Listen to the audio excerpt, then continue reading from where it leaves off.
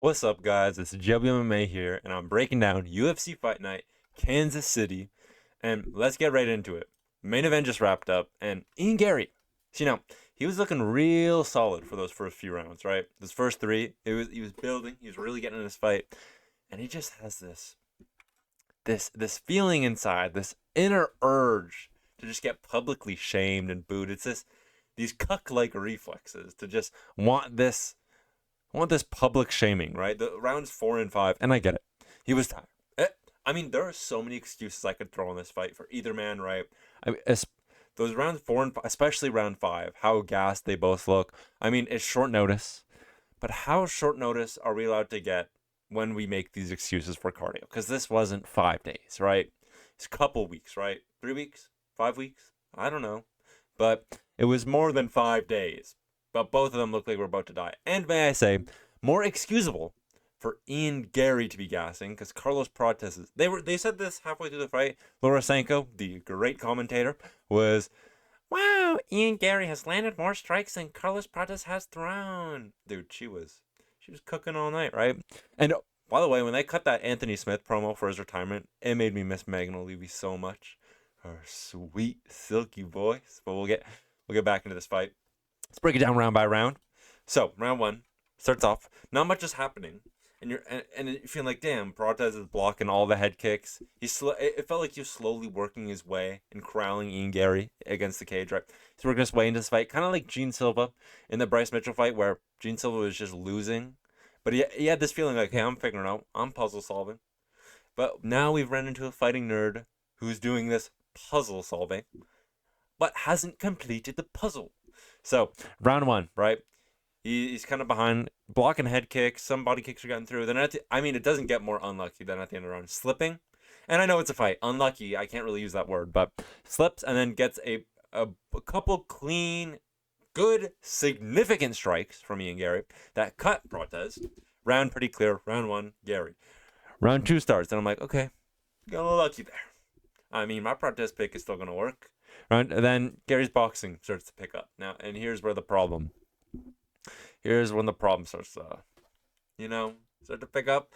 His boxing starts working, right, and that boxing working, he's using less of the kicks. Now Prates is kind of starting to forget about, and these leg kicks are just slowly working their way into this fight. Clearly, here, I'll show the stats for round two. Just make it clear. See, yeah, it's a pretty big differential. The leg kicks are starting to work their way into this fight, right? And I think he lands a good straight at one point. Actual strikes of significance. Then the jabs from Ian Garry were very big in this fight too. But another big difference. I think this happens in round three. So we'll just move on to round three, because a lot, but also not a lot happened in the first couple rounds. So round three happens, and the boxing is even picking up more. He cracks Carlos Prates a few times, with a few combos. Sorry, in the midpoints of round three. Of course, little tit-for-tat leg kicks in between their jabs. But here's the big change from round three. From rounds 1 and 2 to round 3 is Ian Garry stopped going for his soy little jiu-jitsu single legs, right? That weren't working. And I mean, he was getting super close, but Carlos Prates' balance on single legs is insane. So Ian Garry switches to the double legs.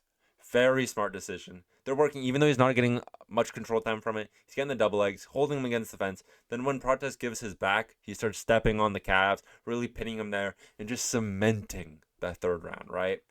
But then the fourth round starts, and it's feeling a bit of the same. And now looking at the significant strikes, I said I didn't get the 49-46 when it happened, but maybe I did. But I don't know. Maybe I'm just getting swayed by these stats. But anyways, round 4 starts, and looking a bit of the same. Lots of jabs, lots of little leg kicks, shooting for some nice doubles. But the thing with the doubles in the fourth is they're not working as well as they did earlier. They're getting stood up right away, 0 damage, and there wasn't much damage in the third round from the doubles either. But the thing with this one is round 3, Ian Garry landed some combos before landing the double leg. So it was like, oh, clearly wins the round. This round wasn't landing much, and then Prates gets up and puts a big stamp in the last minute and a half, 2 minutes of this round. And when I say big stamp, that might trick some of you to think, oh, a knockdown?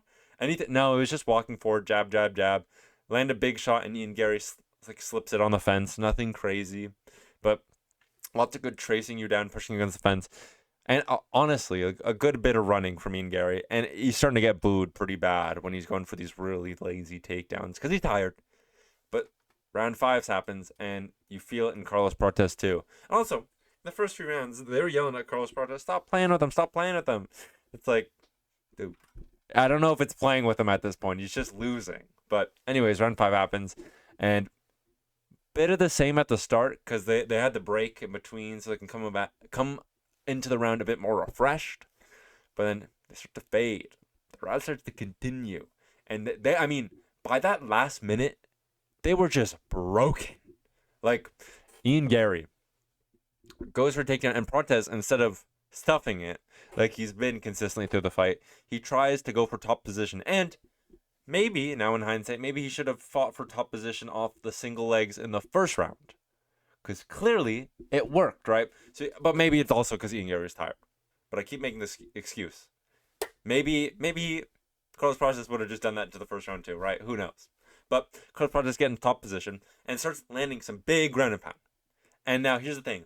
One big shot, a little bit of a pause. 1-2, another bit of a pause.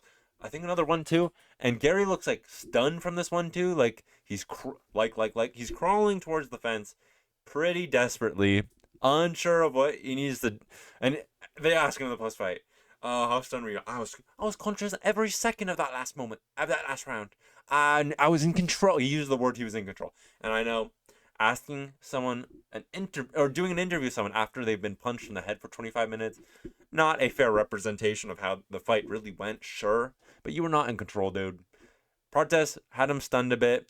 Ian Garry works to the fence, covers up again, and Prates is just, he's holding the position and he's putting the weight on him, but nothing is happening. He's not going for any ground and pound, and it's not like 2-on-1 Carlos Prates can't swing his punch in hand.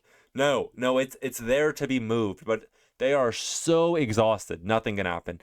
Ian Garry works his way back up. They play safe at distance. A little zesty spinning leg kick, and Gary's clearly won 48-47, right?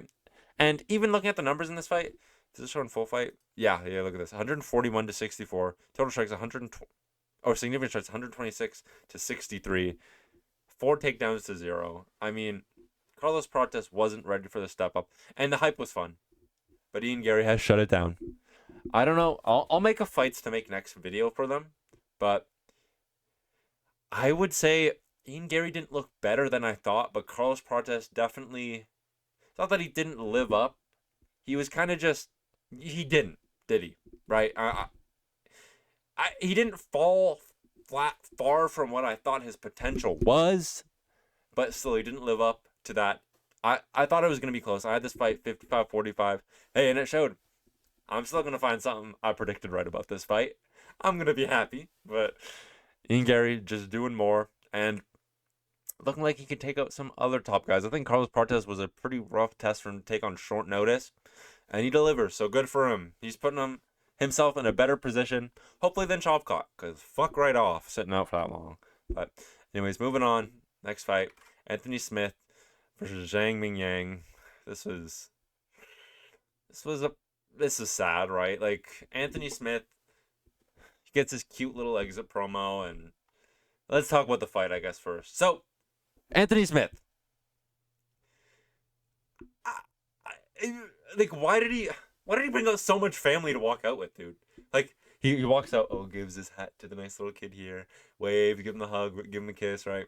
Walks by, and then he just keeps going. There's more family to hug. I think he made a thank like a family of 10, family of 20, random stranger here. Hey kid, let me give you this hat so I can completely crush your dreams in 5 seconds when I get flatline brutally beat the piss out of me. Not flatline, bit dramatic, but you get where I'm going with that, right? So it continues. He walks to the octagon and it's like Anthony Smith's here. Then he gets kicked in the leg. It's like right. Then he's kicked in the leg again. And again, and it's like, this thing he said on the podcast where he says, I don't know how to defend leg kicks. Yeah, that's still a thing. It's still not fixed. And I know, can't teach an old dog new tricks, but it was just like, it was sad to see him take another leg kick and then the elbow and another elbow. And once that lead elbow cut him, it was over. We knew it was over. Blood everywhere. Shoots a Sloppy failed takedown. Gets on his knees. Turtles up a bit. He's fighting more than he usually does, but still takes a lot. Elbow after elbow after elbow after elbow. Sure, Papa. These are back in the head, man. Dolfelder complaining, as he always does. He has so much compassion for his fighters who also commentate, but no, Anthony Smith was just getting clubbed, and he moved his head to one or two of the elbows. I mean, boo-hoo. We see so many back of the head shots. Who gives a shit, right? And also, saw in the Guru chat that someone said Ramis needs an Anthony Smith skin. That was pretty funny. Now, it was very nice to see how this, after the fight, after brutal beatdown, the good spirits Anthony Smith was in was very refreshing. He had to sprinkle a little bit of cope on there, but come on, dude. They friggin' alley-oop. You know what I mean? They set him up for the fucking slam dunk. They're asking about the fight. Come on. If I was in my prime, that's not no test for me. And he didn't say that word for word, but like, you know what he was saying, dude. He said, I'm out of my prime. If I'm out of my prime, I'm beating John Jones. And shout out to Anthony Smith. Honestly, they need to be more consistent with who they give these nice exit promos for. But I know Anthony Smith deserved that. My man Anthony. Go kick off into the sunset doing friggin' interviews with Kamaru Usman. I'm happy for you. But anyways, moving on. Giga Chikadze versus David Onama. Now, round one starts. And throwing a lot of kicks from Giga.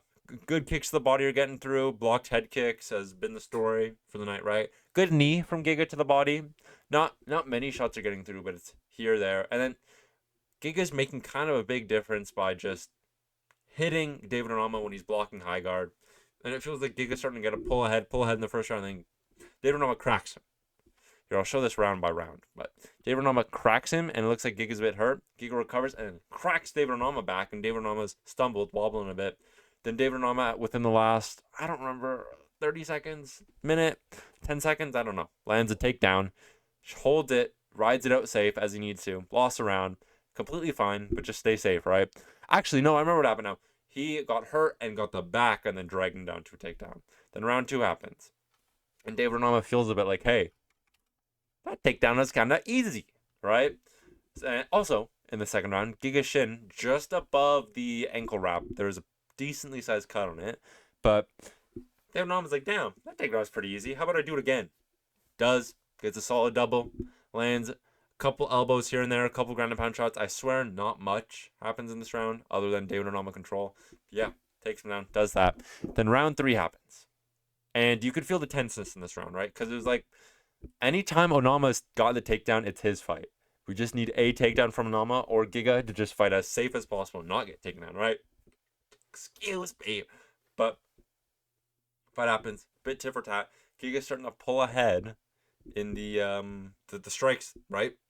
And then Onama lands a takedown, I think right at the 3 minute mark, the 2.5 minute mark, just when he needs it, just when that cutoff was, right?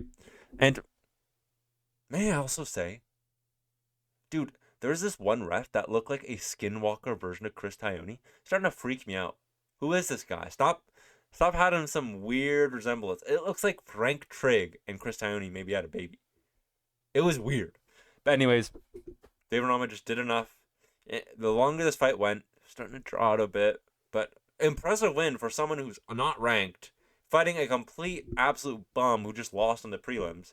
Fighting that guy, fighting Giga for a 14th spot, man, that boosts his damn confidence. Good for David Onama. See now, I went 1-2 on these last three fights, being Anthony Smith, Zhang, Mingyang, the only fight I predicted right. Every other fight on this card I predicted correct.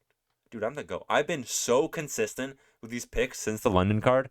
UK was cursed, dude. But anyways, moving on. Michel Pereira versus Abus Magomedov. So, Abus, Abus started the first round pretty good. Not started.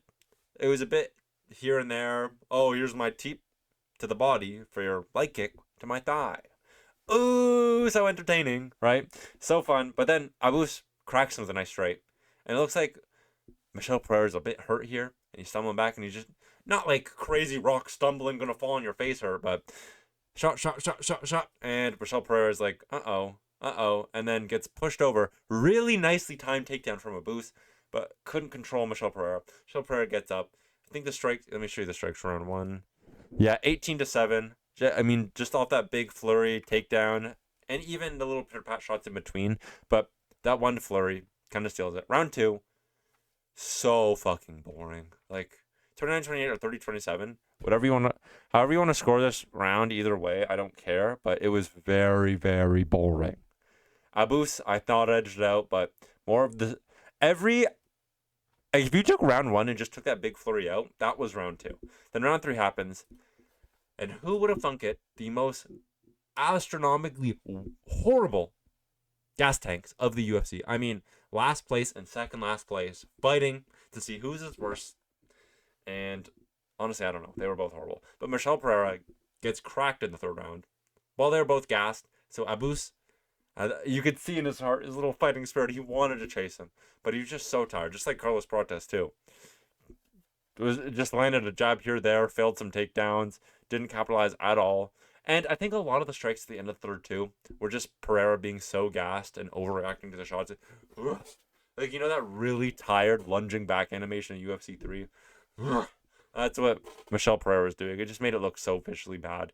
Even though he significantly struck him, he also did get cracked, right? There wasn't much Michel Pereira was doing to get back in this fight. But now moving on. Randy Brown versus Nicolas Danish Dynamite Dalby. Dude, I felt bad for Dalby, but it was hard not to pick Randy Brown. I mean, round 1 happens, and it's here and there. I thought Randy Brown was going to start even faster, but no. Spends the first minute just feeling out the range, trying to find a shot. Then when he gets to it, dude. Also, I say Nicolas Dalby's actually doing a decent job of landing inside leg kick here, inside leg kick there. And maybe I thought it would have taken a toll in the 2nd round, but clearly not. Randy Brown breaks his nose right away. And I mean, it couldn't have started worse for Nicolas Dalby once that nose was broken.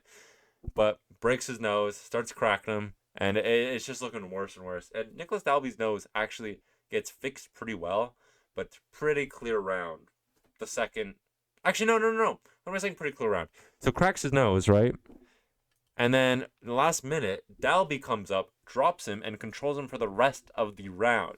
Now that makes that pretty interesting to score. I want to know how they scored that round. Because off a knockdown, do you give it to Dalby even though his nose was broken and he was all the better strikes I would give to Randy Brown? The significant... Don't count off the stats you're seeing, because most of the significant strikes for counting from Nicolas Dalby are the laziest inside leg kicks. Laziest, they were still doing damage, but they were not as effective as the straights and jabs from Randy Brown and stuff like that. But he landed a knockdown. And I'm not sure the quality of the knockdown, because the camera angles on this UFC card were pretty bad, pretty consistently horrible. But that happens, round ends, and it's like, oh, how do you give that round? And then Randy Brown just... The second he smelled blood in the 2nd round, cracks him once, and Nicolas Dalby's feet give a bit. He's hurt. He's against the fence. Then another big shot, and he drops pretty low, but the fence is there. He stands back up pretty quick. It's like one of those flash things, like a quick revive. Gets back up, and Dalby's just desperate. You know, it's kill or be killed right now. So he's just throwing big looping hooks, hoping to get a lucky shot, but no. Gets flatline KO'd. Face plants directly into the octagon. Feel bad for the man, but always in fun fights. Shout out to Nicolas Dalby pushing it. That takes a lot of time off the clock for his career. But Randy Brown earned himself a big step up. This is after he's been robbed in that Bryan battle fight. This is the statement that needed to be made to go, hey, give me a ranking, dude. And I mean, if they're giving Oban Elliott Brahimaj, whoa, the Brahimaj fight's crazy. They're gonna probably give Randy Brown and absolutely nobody too, but hopefully he gets at least a 15 through a 13, right? Moving on. Ikram Aliskerov versus Andre Muniz. I mean, I don't have much to say about this, right? Ikram, they're going tit for tat. Ooh, I threw a body kick, you threw an inside leg kick. I tried to jab to your body, but you blocked it, bro. Hard to score this one. Not hard to score this one, sorry. It was tit for tat way in the favor of Ikram. But then again, a lot of the shots that are shown on these stats are padded from the ending sequence. But it's here, back and forth. Ikram's clearly better, but Andre is still posing some sort of threat, maybe. It was kind of like a lot of feeling out. And then just short little shovel, right hook against the fence. Andre Muniz drops and just ground and pound, over and over and over and over and over. And Andre Muniz was still conscious, still blocking a lot of shots, but he just wasn't improving. He's kind of just accepting the position. When the fight was called, no complaint, just laid straight back down, like, oh, lost him. Like, whatever. Okay, I like, maybe you could have called it a bad stoppage if you protested, but no improving of position, which I find very weird from Andre Muniz, the man to submit Jacare, the 6th-degree jiu-jitsu black belt. Oh my god! I know it was a 40-year-old Jacare, but still, to be pretty consistent on the ground. And I know we got TKO'd by Paul Craig on the ground, but Paul Craig's good, man. Don't throw shade on Paul Craig. Andre Muniz, for a guy that good on the ground, surprisingly didn't want to fight at all. Didn't want to fight. I know he was hurt, but still, solid win from Ikram. I mean, it was pretty clear it was going to be an Ikram win. So, good for that, but I don't know. Beat a Cody Brundage, get another big win before you get another test, right? You've been fed to the Sharks. Build yourself. Good for you. I want to get to this fight, though. Moving on. Oh, wow, I just clicked on the fight. Moving on to... Dude, what?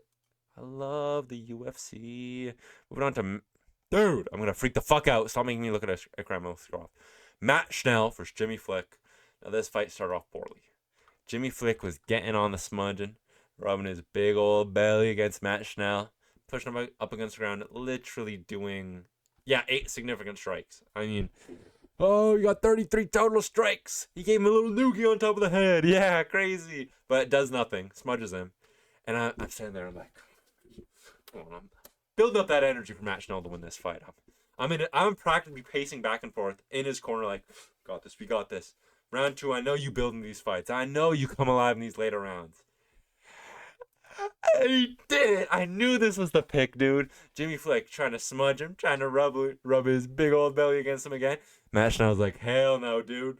Hell no. I get up and I do damage to these fools who try to pitter pat me, hold me down. I get up and I hit them over and over and over. Oh, and he cuts up Jimmy Flick in the end of the second round. And now third round begins. TV completely shut off. Missed all of it. Didn't see any of the highlights. But I did see the first minute of this round. I saw Jimmy Flick get a takedown. Matt Schnell work his way up. Start to piece him up. And then it's over. I heard from Guru. He sold the fight. And good, bro. I'm looking at his stats. 11 significant strikes to 1. 22-4. He literally times his significant strikes by 11. When have you heard of someone doing that? So Matt Schnell is back. His chin is recovered. No, I know it's not, but I specifically picked this because Jimmy Flick has 0 TKO KO wins, and Matt Schnell is a ground and pound genius. Matt Danger Schnell, ready to work his way straight back up to a title shot. Shout out Matt Schnell. Moving on. Guys, Evan Elder versus Gage Young. What can I say about this fight that hasn't been said? Is this not every single forgettable Apex prelim ever? The most, oh my god, I'm defending my WFA belt in my UFC career mode, and I have to fight Gage Young. Whoa, not Gage Young, not Evan Elder. And Evan Elder was a bit ahead, right? It just felt like he was constantly a step ahead. Round 1, I'll show you the stats every round. Round 1, 35-20, right? That 35-20, those are the two numbers where it's like, oh, he's ahead. He's not doing the crazy most, but he's clearly ahead. That's the number right there. 35-20. Round 2. Oh, 40-24. That's the second closest number to that, right? Another 15 strike lead. How about round 3? Oh my god, a little closer, but all the damaging shots were still Evan Elder. Wow. Yeah, right. I mean, and I understood when I heard the name Evan Elder, I went, why can't I think of a single moment of this guy's career? Oh, right, because he gets in fights like this, right? And you watch tape and you go, oh, I remember that moment. But it's like, of course, Evan Elder was going to be Gage Young, whose only wins are against guys who are 5-4, 12-17. Like, get that shit out of here, dude. Moving on. Chris Gutierrez, John Castaneda. And I mean, my absolute disdain and hate Chris Gutierrez, it's still alive. I don't, like, my man, is allergic to having a fight that isn't dragged out into a boring pitter-pat decision. Round 1, nothing's happening. Strike for strike. Oh, John Castaneda, I think he gets on top of Gutierrez when he slips. Oh, he's controlling him, but Gutierrez still probably has the round, maybe. Oh, Gutierrez knocks him down. Oh, he's hurt, he's hurt. Oh, he's going to hover over him and not land a single significant ground and pound shot. Woo! Really? It's like something is in his contract where he just has to stink up a random prelim. And by the way, I know he is a great fighter. He's consistently better than almost everyone he fights. I do not have a single problem with his skill set. He wins and he does it. And you gotta actually watch out because he's getting split decisions. And there are some dumb fucking judges out there. I mean, one gave it to John Castaneda, so proof there are some idiots out there. But he is just consistently better. But it is just so boring, dude. Round 2 happens, and look at the strike, right? It's like pretty back and forth. This, I think, was the flip round for the judges. Chris Gutierrez just swept him with a leg kick, knocked him on his ass, then kicked him right when he got back up. The one moment of significance in this round, and it was Chris Gutierrez. Also, at the end of the round, he was chasing him down. And I think John Castaneda cried, after the bell. Put your hands up, dude. Protect yourself at all times. I know the ref's job is to get in between you, but he didn't. Now what? Now you got hit. Also, it was on the bell. It wasn't after the bell.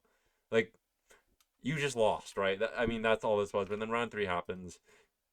And Castaneda gets on top, kind of controls him.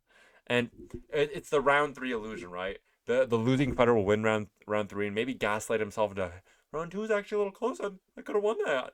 He raises his hand. Oh, come on, man. And then no, you lose the decision because you still lost the 2 rounds before that. Pretty clearly. Shout out to Chris Gutierrez. Hope you fight another unranked weirdo. This is why you're on the prelims. Moving on. My underrated goat. Damon Blackshear. Let's go. And now, finally, someone using their damn reach. Damon Blackshear out here looking like prime Anderson Silva. See, now, I'm being a little over the top with this, but let's get into this round by round. See, now, round 1 scared me, dude. And a lot of the tools I'm going to bring up that were used in round 1, it was the entire fight. The teep to the body, the jab, the straight, right? It was a lot of jab straights and then just high guard. Regular round body kicks. Little inside leg kicks. Right? There was even a crane kick to the body, I think, at one point. Or to the knee, and you stomp something like that. But look, 37 to 11 total strikes. Look at the takedowns, by the way, 0. 42 to 25, 0 takedowns still. 48 to 25, still 0 takedowns. Now, round 2 was the only round where it was kind of like, oh, that was a bit close. But then again, Damon Blackshear gave up first 3 minutes, 2 minutes of this, and then just the last 2 minutes, woke back up, got back alive, started landing the jab, the teep to the body again. Now, it wasn't as active as the other 2 rounds, but this Damon Blackshear, after getting pieced up by I'm Cody Gibson, I think, after being pieced up by Cody Gibson on the feet, this was a statement that needed to be made. And now, after he fell in love with the striking in the first round, I was so scared. I was like, dude, please shoot a takedown. What the fuck are you doing? You snap this guy's head off in a second if you get any position on the ground. Then again, Haley pretty focused on defending the takedown majority of the fight, so maybe that's why a lot of the striking worked too. But Damon Blackshear looked outstanding, right? And proved that, hey, just because I lost a close fight to Mario Batista and got slept by Montel Jackson, who's in the top 15, by the way, now, doesn't mean I'm the level of these random UFC bantamweights that you could throw in any Apex fight night. No, I'm above that. Please, give him a fight that, like, give him a Ricky. Honestly, him versus Ricky Simone, winner of that fight for the. Wait, is Vinicius? Is he ranked? Because if not, Damon Blackshear versus Vinicius would be an insane fight for a top 15 spot. Be pretty fucking sick, actually. Do it. Don't use that in your fights to make next video, though. But anyways, moving on to the early prelims. Malcolm Wellmaker. I mean, I called this fight damn perfectly. Dude, Malcolm Wellmaker, I said, has amazing body kicks. And also, I found out after doing my breakdown, he's a damn pipe fitter, working a full-time pipe fitting job whilst training. True dedication. I love to see it, though. Someone that dedicated, right, that disciplined, it's going to always show up looking like that. And also, maybe a little extra fucking power from being a pipe fighter, because god damn, every single time someone steps forward into him, that pull back hook counter while your movement's not directly into him, while he pulls it off to his side, and you go flying into the ground while he's not there to be hit. I mean, every time, right? But starts to round off body kicks, and he's missing a lot of these big hook counters, but he's just getting closer and closer, and he's pushing Saaiman against the fence. And I thought Saaiman looked better than I thought he would. Some good straights. I thought his wrestling might pay off a little more in this fight than it did in the Talbot fight, but his striking, his straights look better. And here's the thing. Is he ready for the UFC right now? No. I feel so bad for him, because he looked really good in his first few fights, but didn't beat too good of names. But go fight in a regional scene. Come back in 3 years when you're 27, 28. You're only 24. And I don't want to say it's okay to get KO'd in the first round, but it truly is okay to be having these rough fights early on in your career. We've seen some fighters lose early, leave the UFC, and come back a remade version of themselves. Cameron Saaiman, I do feel bad, but dude, Malcolm Wellmaker, dude, I'm ready to jump straight on that hype train, dude. Get behind him, get in the shower, watching the TJ Dillashaw. You know that one edit with that one song, dude. Play that with Malcolm. Trust me, dude. That's gonna be the Wellmaker edit. It's gonna be that same dance song. Any of these people who have like this weird sneaky aura. Ooh, I'm mysterious, dude. I'm a little midget. Oh, I'm cooler than you because I'm 5 foot tall. They get those aura songs. So look out for this. We're gonna be going fast on these last few fights. Jaqueline, Amorim. So round one starts, right? Amorim walks forward. Literally just 5 nets at Freddy, jump scares, Polyana Viana, shoves her over, controls her the entire round. I mean, gets close here and there with like some flimsy bad submission that wasn't close, but that's about it. Round 2 starts. Literally, again, first 5 seconds, another takedown. This time, though, slowly works to the back. And by the way, Polyana Viana has Merab in her corner. The one biggest aspect of Merab's game, the initial shot into the takedown and the defense of it, and the gears aren't turning, dude. Like, really? Get the fuck out of the UFC. You can't handle it. But anyways, back taken, submitted right away. Jaqueline, Amorim. See the next Khabib? Like, come on, I'm on the hype train. No, she still needs to prove herself a little more, but there was no resistance in this fight. She's clearly fighting way below her skill level. Give her a jump up. Honestly, give her 15. Whoever 15 is. Shout out if you know who the 15th ranked women's strawweight is. Good for you. I don't. Moving on. Timothy Cuamba. I'm so happy I picked Timothy Cuamba. Timmy Cuamba. So, first round, not much was happening. A lot of smudge from this Roberto Romero fella. Timothy Cuamba was nice little jabs, nice little tit for tat, little leg kicks, little flicking up deep to the body, right? And Roberto Romero is like, oh, I'm a brute. I'm going to go for a single leg and a double leg and push against the fence. And I was struck him doing it. I mean, it was an effective game plan. It was working. I'm not saying it was a shit game plan or anything, but it was just over and over and over again. He was like a freaking bot, dude, just spamming it. And then round 2 happens. Dude, Timothy Cuamba made the reads. He's locked in. You see how the stats went from a lot of blue to a lot of red? Got Timothy Cuamba's the GOAT. Timothy Cuamba locked in. Friggin', I can't remember how the combo started. I think it was like a big overhand. And it was like, oh, got him clean into a lead head kick. Oh, shit, caught him clean. The bleeding's getting worse. Into like an elbow or another big shot. And he's like, oh, shit, flying, goddamn. And it was like a crazy finish. Now, Paul Felder, man, I think that was early, man. Man, I don't know. Gotta give the fighters a chance. And I get it. They're also a prelim. The guy just took a head kick into an overhand into a flying knee. And then the way he fell over his arm, behind his back. And a lot of the shots, I'm pretty sure we're getting through. It was just very bad visuals. A lot of these stoppages aren't based on how hurt the fighters actually are. It's just, damn, that looks pretty bad. And a lot of times it should be like, I'm not saying that's a bad thing. When a fighter's turtling on the ground, not hurt, but taking 40 unanswered shots, and then complains after, come on, man, I wasn't out. No, but that looked visually bad. You can't have that. These refs are protecting you from yourself. That's not safe. And it's the same thing here. You can complain about the stoppage all you want. Visually, he fell over himself after taking a massive, significant strike after massive, significant strike. Looked horrible. Moving on, though. I just clicked on Josyelyne Edwards. Yuck. Moving on. See, now, I didn't see any of this fight. I don't know how this fight ended. I just stayed in bed and watched friggin' UFC Brain Rot all day, but I picked Josyelyne Edwards. And I walked up to my dad after the fight, and he was like, shit fight, not worth watching. One just smoked the other one. It was like so one-sided. It was like, who cares? And I thought Josyelyne... I was getting scared when Chelsea Chandler made weight, and I was like, damn, she's locked in for once. Maybe a women's fighter is trying, mate. I was like, nope. Josyelyne Edwards is just better, though. Sucks to suck. Shout out Josyelyne Edwards. Now, let's see how I did on picks. Let's see how I did on picks, dude. 1-0. 2-0.